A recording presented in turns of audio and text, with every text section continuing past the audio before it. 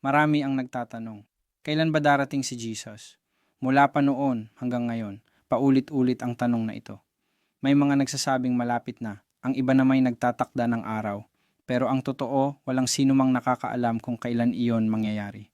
Ang mas mahalagang tanong ay ito, handa ka na ba? Sabi ng Biblia, walang nakakaalam ng araw o oras kundi ang Ama lamang sa langit. Ngunit iniwan sa atin ni Jesus ang mga palatandaan.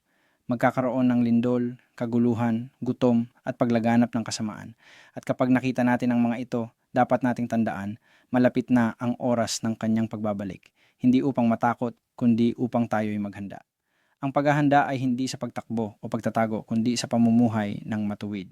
Kung araw-araw tayong gumagawa ng mabuti, marunong magpatawad, at may pusong tumutulong sa kapwa, iyon ang tunay na paghahanda. Hindi mo kailangang hulaan ang araw. Ang kailangan mo lang ay maging tapat at handa anumang oras siya dumating. Darating si Jesus sa oras na hindi natin inaasahan. At sa sandaling iyon, ang tanong ay hindi kung alam mo ang petsa, kundi kung handa ang puso mo. Sapagkat ang Panginoon ay darating para sa mga tapat, para sa mga nanatiling matuwid sa gitna ng kaguluhan. Hindi natin kailangang matakot sa kanyang pagbabalik.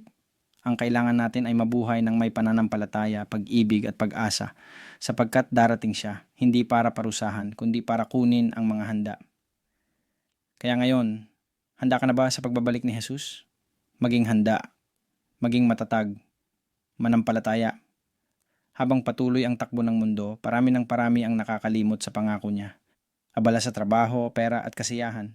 Pero nakalimutan ang pinakamahalagang bagay, ang kaligtasan ng kaluluwa. Baka sa sobrang pag-aasikaso natin sa mga bagay sa lupa, nakalimutan na natin ang langit.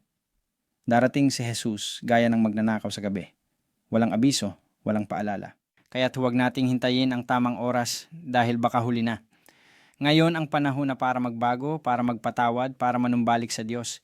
Hindi niya hinahanap ang perpekto, kundi ang pusong marunong magsisi at sumunod. Sabi nga sa Biblia, mapalad ang lingkod na madarat ng tapat at gumagawa ng kalooban ng Panginoon. Kaya habang may oras pa, gamitin natin ito para magmahal, para maglingkod at para maghanda. Sapagkat darating si Jesus at sa kanyang pagdating, walang masihigit pang gantimpala kundi ang marinig ang mga salitang, magaling, mabuting alipin, pumasok ka sa kagalakan ng iyong Panginoon. Maging handa, maging matatag, manampalataya, sapagkat ang oras ay malapit na. Habang lumilipas ang mga araw, maraming palatandaan ang nakikita natin, mga digmaan, kasakiman, pagkawasak ng kalikasan, at paglamig ng pag-ibig ng tao. Ngunit kahit tila nagdidilim ang mundo, may liwanag pa rin. Ang liwanag ni Kristo na patuloy na tumatawag sa atin. Bawat pagsubok, bawat trahedya ay paalala na hindi tayo ginawa para sa mundong ito lamang. May mas dakilang tahanan na inihanda siya para sa mga tapat. At habang hinihintay natin iyon, ang tanong ay hindi kailan, kundi paano tayo mamumuhay ngayon. Kung mahal mo ang Diyos, ipakita mo ito sa iyong gawa, sa pagtulong sa nangangailangan, sa pag-ibig na walang hinihinging kapalit, at sa pananatiling matuwid kahit mahirap. Sa bawat pagbangon mo sa umaga, isipin mo na baka iyon na ang araw ng kanyang pagdating. Kaya't gawin mong makabuluhan ang bawat sandali. Magpatawad, magpasalamat, magtiwala. Sapagkat ang bawat araw na lumilipas ay isang hakbang papalapit sa kanyang pagbabalik. At sa huli, ang tunay na handa ay yung pusong laging nagmamahal at laging tapat. Kahit hindi nakikita si Jesus, patuloy na naniniwala. Kaya kung maririnig mo ngayon ang tinig ng Diyos, huwag mong patigasin ang puso mo. Tumugon ka, sapagkat darating siya at baka bukas na yon.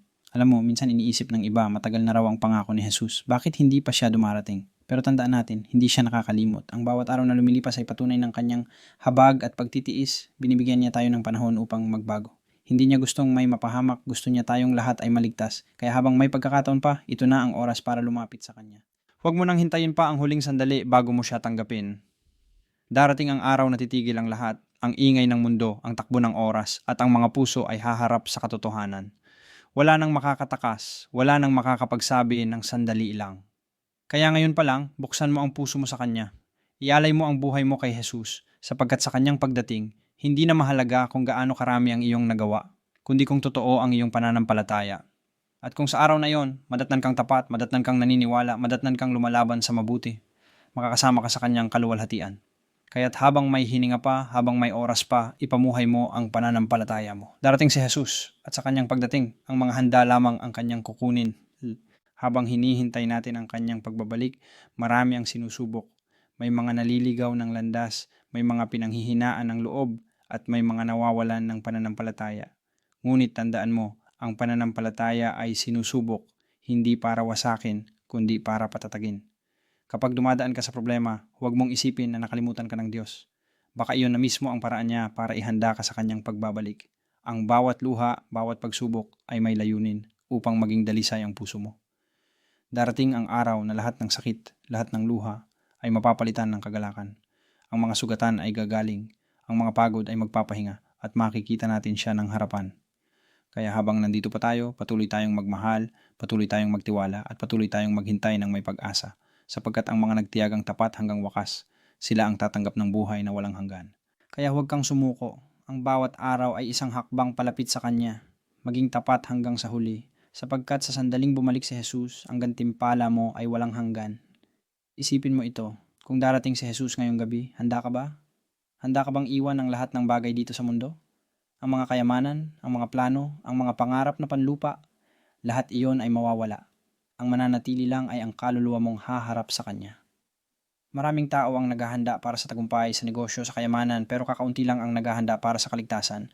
Ang totoo, ang pinakamahalagang tagumpay ay hindi kung gaano kataas ang narating mo, kundi kung gaano ka naging tapat sa Diyos. Kaya habang may pagkakataon pa, ibalik mo sa Kanya ang puso mo. Lumapit ka sa Kanya ng buong kababaang loob, sapagkat kahit gaano ka pa nagkasala, handa pa rin siyang patawarin ka. Ang mahalaga ay bumalik ka at magsimulang muli. Darating si Jesus hindi bilang isang sanggol sa sabsaban, kundi bilang hari ng mga hari. At sa araw na yon, luluhod ang bawat tuhod at kikilalanin ng lahat na siya ang Panginoon. Kaya't huwag mong hintayin ang bukas. Ngayon pa lang, buksan mo ang puso mo. Tanggapin mo siya bilang iyong tagapagligtas sapagkat sa sandaling dumating siya, ang mga handa lamang ang makakapasok sa kanyang kaharian. Kapag dumating si Jesus, wala nang oras para magsisi. Wala nang panahon para magpaliwanag. Ang pagkakataon ay ngayon, habang may hininga ka pa, habang tumitibok pa ang puso mo. Marami ang magsasabi, saka na ako magbabago. Pero paano kung ang sakana ay hindi na dumating? Ang demonyo ay tuso. Gusto niyang isipin mong marami ka pang oras para hindi ka maghanda ngayon. Ngunit ang tunay na matalino ay yung handa sa lahat ng oras. Hindi dahil alam niya kung kailan, kundi dahil gusto niyang maging karapat-dapat anumang sandali. Kaya kung pagod ka na, kung pakiramdam mo ay malayo ka na sa Diyos, ito ang paalala niya. Anak, bumalik ka, hindi pa huli ang lahat, inaantay pa rin kita. Ang pagbalik ni Jesus ay hindi katapusan. Ito ang simula ng walang hanggang buhay para sa mga tapat na naghintay sa Kanya. Ang mga luha ay papahirin, ang sakit ay mawawala, at ang kapayapaan ay maghahari magpakailanman. Kaya kapit lang, patuloy kang manampalataya, patuloy kang magmahal, at patuloy kang maghintay, sapagkat anumang oras, darating na si Jesus. Darating ang araw na ang langit ay mabubuksan at maririnig ang tinig ng trumpeta. Ang mga patay na nananampalataya kay Kristo ay muling babangon at tayong mga buhay ay sasalubong sa Kanya sa alapaap. Isang tagpong puno ng liwanag at kagalakan na walang kapantay sa kasaysayan ng mundo. Wala nang lungkot, wala nang takot, wala nang gabi, sapagkat ang presensya ng Diyos ang magiging liwanag magpakailanman. Pero hanggang hindi pa iyon nangyayari, may misyon pa tayong dapat gawin. Ipahayag natin ang pag-ibig ni Jesus sa bawat tao na nakakasalubong natin. Sa ating mga salita, sa ating mga gawa, ipakita natin na buhay ang ating pananampalataya. Kaya habang hinihintay mo ang kanyang pagbabalik, mamuhay ka ng may layunin, maglingkod ng may kagalakan, at magmahal ng walang hangganan.